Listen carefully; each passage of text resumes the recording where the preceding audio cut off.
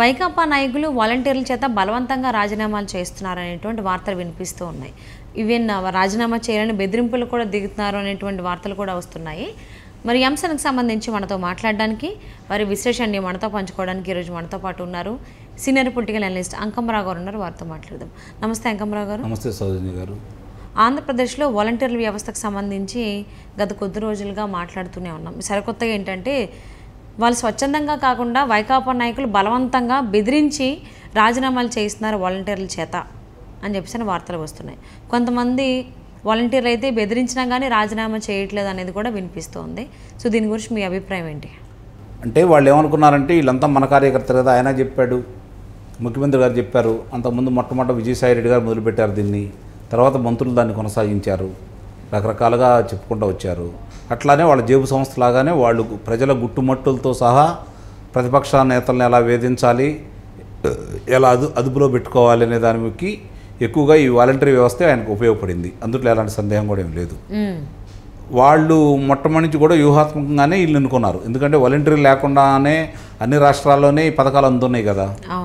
ప్రత్యేకంగా వాళ్ళు పెట్టుకున్న కారణం ఏంటంటే వాళ్ళ మనుషుల్ని దాంట్లో జొప్పించేసి ఇట్లానే దానికి వాళ్ళు విజయవంతం ఎక్కడయ్యారంటే స్థానిక సంస్థల ఎన్నికల్లో విజయవంతం అయ్యారు కదా.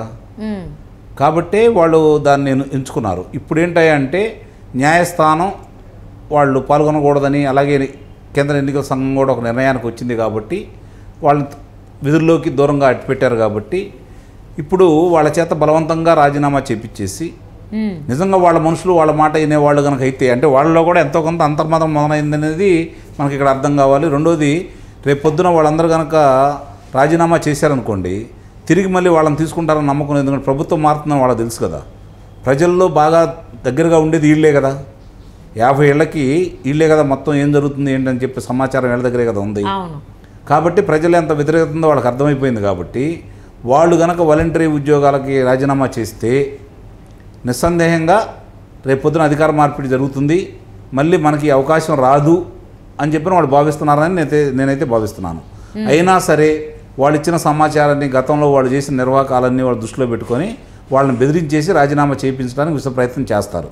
గతంలో ముఖ్యమంత్రి గారు చెప్పినా కూడా కనీసం 600 మంది కూడా రాజీనామా చేయలేదు. కాబట్టి ఇంకా కూడా వాళ్ళు వాళ్ళ మీద ఆశలు పెట్టుకున్నారు. వాళ్ళు వింటలేదు కాబట్టి బలవంతంగానే వాళ్ళని రాజీనామా చేయించే ఆలోచన చేస్తారని అయితే నేను భావిస్తున్నాను.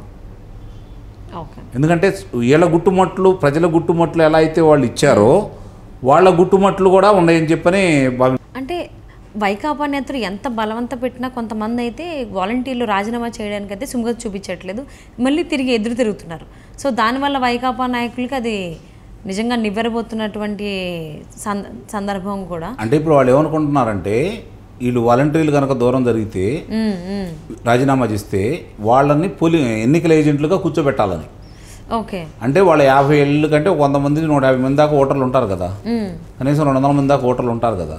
ఇంటికి 3 కాడికి వేసుకున్నా కూడా, లేదా 4 కాడికి వేసుకుంటే 200 ఉంటారు. వాళ్ళందరినీ వాళ్ళే గుర్తిస్తారు కదా.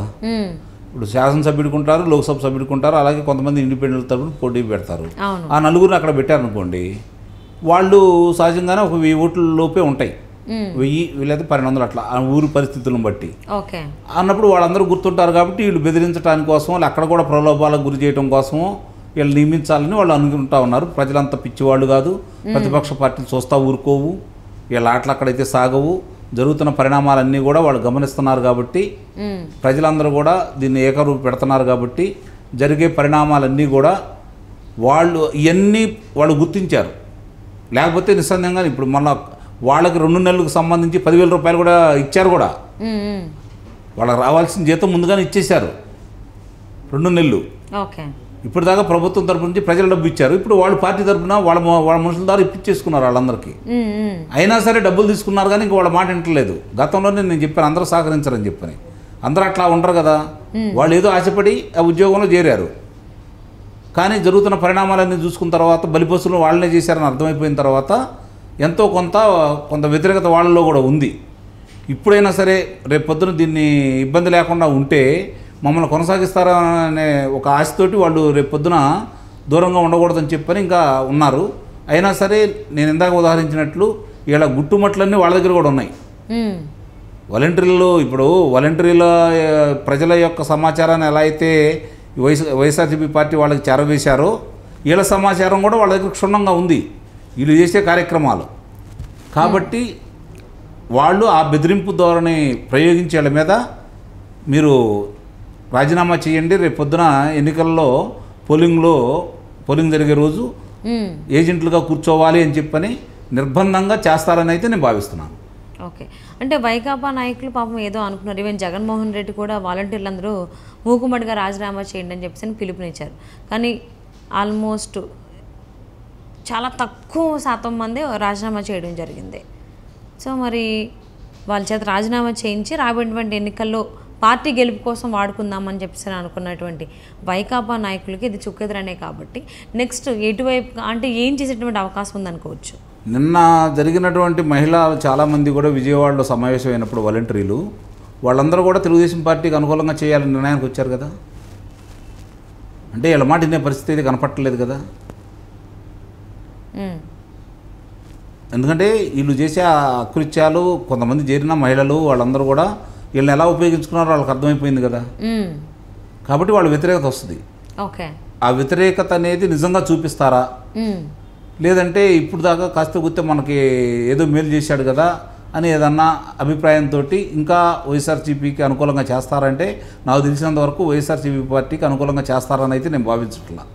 మదన పడేవాళ్ళు, జరుగుతున్న అన్యాయాన్ని కళ్ళారా చూస్తున్న వాళ్ళు, మానవత్వం ఉండేవాళ్ళు ఇప్పుడున్న వైఎస్ఆర్సీపీ పార్టీకి వ్యతిరేకంగానే చేస్తారు.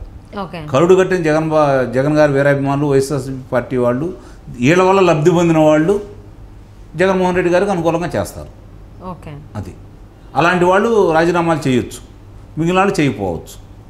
సో ఎవరైనా కానీ తను కాపాడుకోవడానికే చూస్తారు. కాబట్టి ఈసారి ఎన్నికల్లో అయితే వైసీపీ నాయకులు చెప్పినట్టుగా అయితే వాలంటీర్లు మాట వినట్లేదని చెప్పుకోవాలి ఇప్పుడున్నటువంటి సిచ్యువేషన్లో.